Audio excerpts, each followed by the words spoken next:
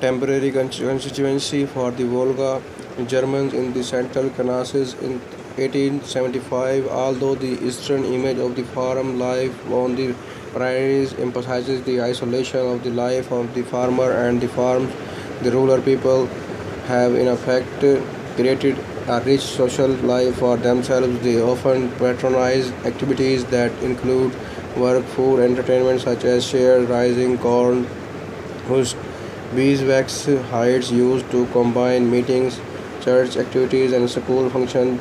Women folk arranged extended visits between families along with the shared food and potluck celebration.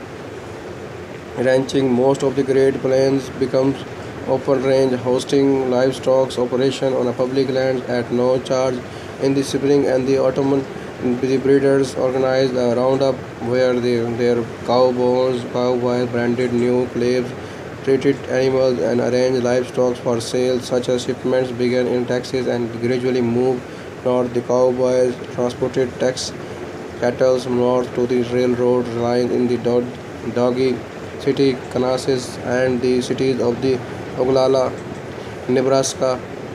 From there, the cattle were sent to the East. British investors financed many major parties of the period, closing the distance and the triple winter of the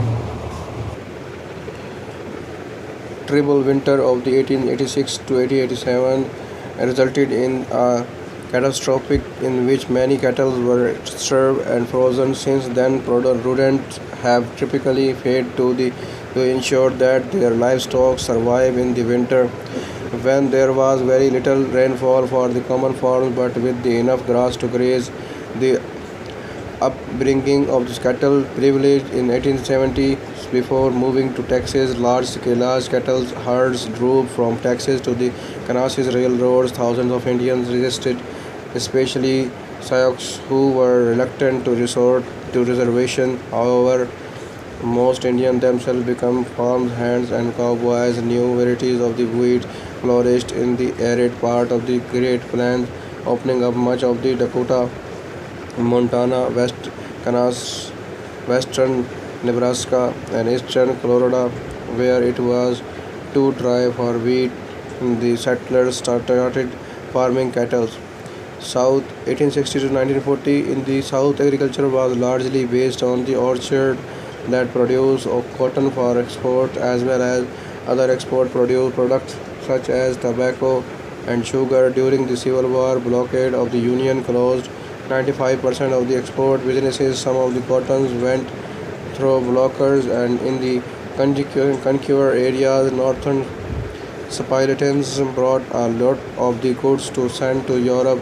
The majority of the white farmers worked on the small livestock farms, which met the need of the family and the local market. Territory after the war and the global prices of the cotton fell, and planters broke into the small fields for freemen, and poor cowards began cultivating cotton because they needed money to pay the taxes. During the Reconstruction and after that, the part of the crops were spread widely in the South in response to the economic downturn caused by the abolition of the slavery. White and black were part of the means for the poorest farmers to earn a living from the someone else's land. The landlord provided land, houses, tools, and seeds, and maybe even a mole. A local businessman provided food and supplies on the credit at the time of the harvest. The shareholders received a share of the crop from one third to the one half, and the landowners took the remainder.